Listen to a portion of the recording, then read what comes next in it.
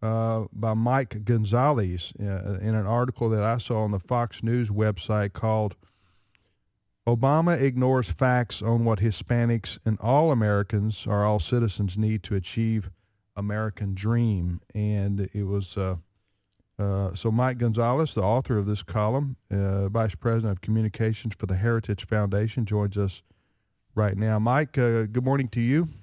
Hi, how are you? I'm a bit out of breath. I've been digging out. We got a foot of snow here. That's what I'm wondering. You live in the D.C. area? You got a foot? I live in Maryland. I just went out and measured it. It's exactly a foot. Wow.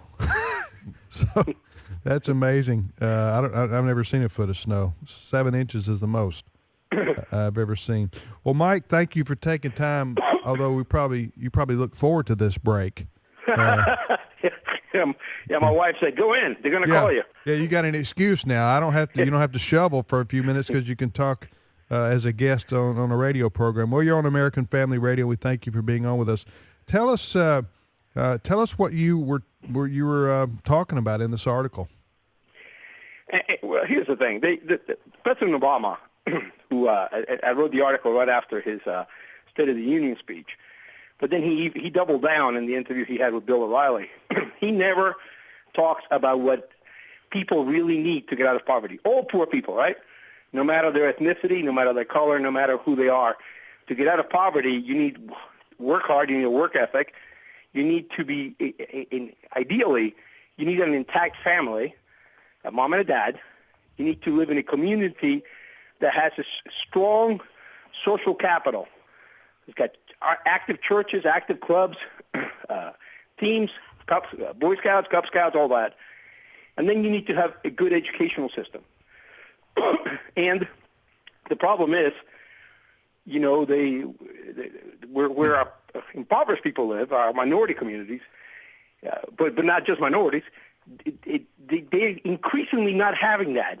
The out-of-wedlock rate is incredibly high among African Americans and among Hispanics, and and growing among working whites, working class whites. This is a problem that needs to be addressed. Well, thank you for bringing that up, and those elements you just mentioned. We need for a healthy society.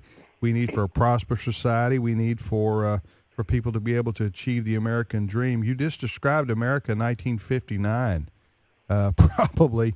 All those things, family intact, community intact, churches thriving, and those kinds of things. Obviously, we had issues that had to be dealt with in the 60s regarding how, African Americans are treated in this country. But even African Americans had strong families and strong churches, even though they were persecuted. That's absolutely right.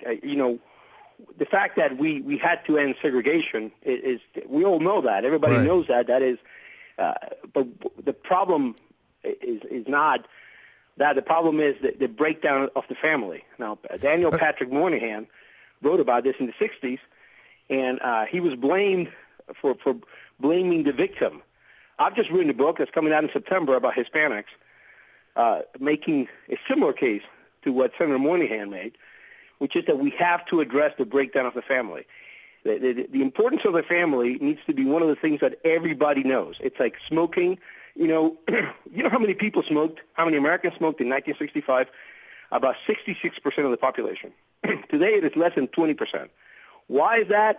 Because the government engaged, ran public service announcements, ran a campaign, the private sector engaged. So fortunately, smoking is way down. We need to do the same thing about the family and about the community. Mike, in your article, you say there's a rare and unusual consensus, a kind of rough evolving agreement of different think tanks and people who have really studied this issue. Tell us about the evolving consensus on what we really need to do to lift people from poverty. Well, we need to, first of all, the consensus is more about the problem. Harvard just came out in January with a study by two gentlemen who are by no means conservative. That's Raj Chetty of Harvard and Emmanuel Zayas of Berkeley, and both. This is not Greenwich, Connecticut, right? Berkeley and Harvard, And what they came up with is that upward mobility areas tend to have higher fractions of religious individuals and greater participation in local civic organizations. I'm quoting right now, okay, quote unquote. Children of married parents also have higher rates of upward mobility if they live in communities with fewer single parents. So it's what you need to have now. My dad died when I was 11, and I was raised by a single mom. President Obama, who's risen to the pinnacle of our society, was raised by a single mom. It is not impossible, and what we need to do is put our arms around single moms who are bravely raising kids. But that can only be done in a healthy community.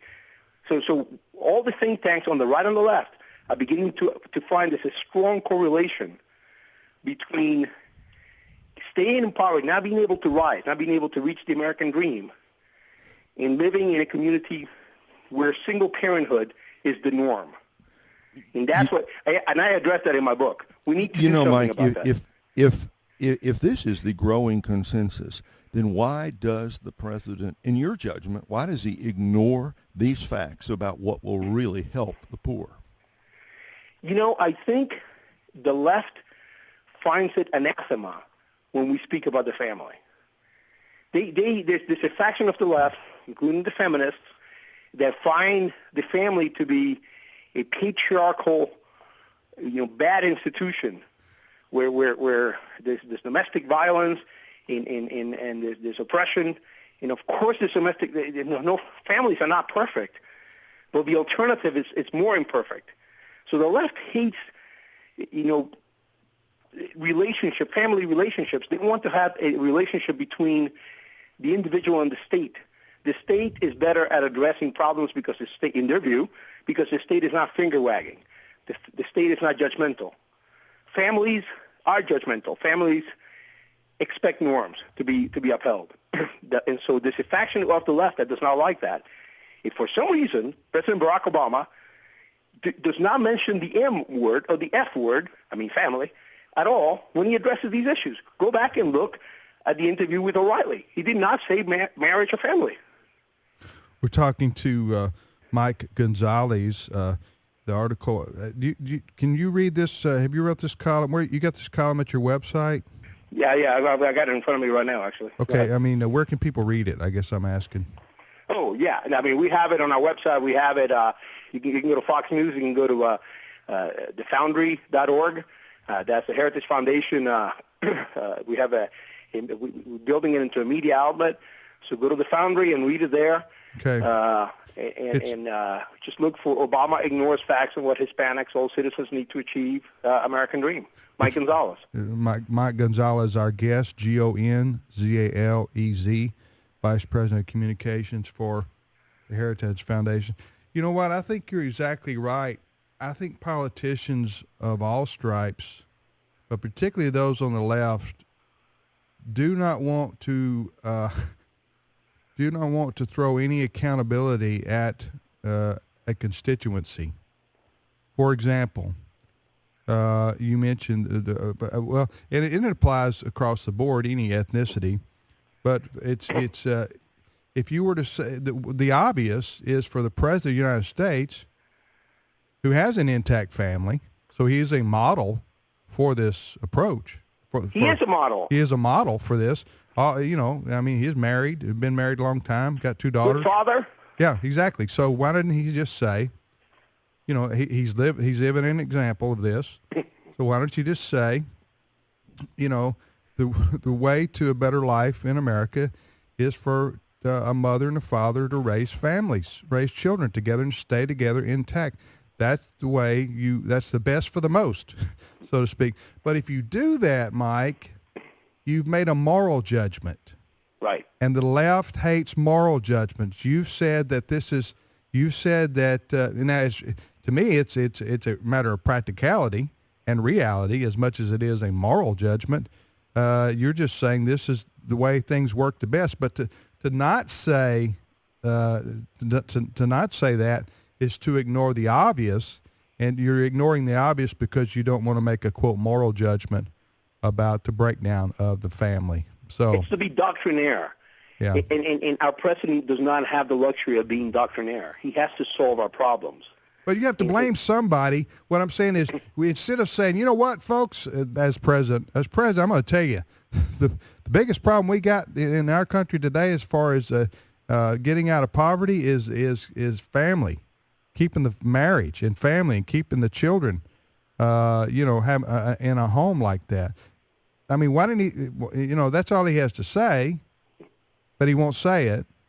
Or has he? Has he ever said it? Did he say it when he first got into office? And he's quit? Started saying it. He when he first came in, he made a couple of speeches about this. Don't forget, I mean, he knows this, right? He knows it. He was abandoned by his father. So he knows this very well. And he made a couple of speeches, and I just think he got a lot of criticism from the left wing, the Democratic wing of the Democratic Party, which said, hey, you're blaming the victim here. You're sounding like Bill Cosby. Right, exactly. Or Juan Williams. Yeah. And look at all the criticism that the left has heaped on Juan Williams or Bill Cosby. Yeah, exactly. For doing this. Talking to Mike Gonzalez. What about the Hispanic community in America today, Mike? Your heritage obviously is Hispanic. Which way are they going to go? Well, here's the thing. My book is all about how conservatives can reach out to Hispanics and speak to them about the issues that matter, which are these issues, right? It's about how do you reach the American dream. Not isolate them, not consider them minorities, consider Hispanics, but the latest wave of immigrants. This country has been very good for over 2 centuries at assimilating succeeding waves of immigrants. Started out with the Germans and the Scots-Irish in the 1600s and 1700s, and Hispanics should be seen as but the latest wave. And we need to say, okay, forget this minority talk, and reach out to individuals and to Cuban Americans, Puerto Ricans, Mexican Americans. Mexican Americans have been here for a very long time. They are part of the American fabric. They contributed to the building of the Wild West and the spirit of Texas and all that. They're not by any means newcomers. So we conservatives need to reach out to Hispanics and say, look, there's a problem here where Hispanics have a 53% out-of-wedlock rate. We need to address this because we want all Americans, including Hispanic Americans, to reach the American dream. And the Hispanic community is the largest population behind whites right now. I mean, it's 16%. And see, that is the problem. Is since the 1970s, we started, and it wasn't done before. We started identifying Hispanic. We got this huge onrush of people, immigrants from Latin America, and our bureaucrats said, well, we need to find a place to put them. So this Hispanic identity was created in the U.S. Census, and I don't think it has worked out. And I think that together with a lot of cultural evolutions that we had in the 70s and 60s, which you know what they are, we had, and I'm talking about the breakdown of the family primarily, we had we got 30 seconds, Mike. Yeah, we had a perfect storm of events that has produced not the results that I want to see. Yeah. Well, we got a lot of things to change in this country, quite frankly, if we're going to survive.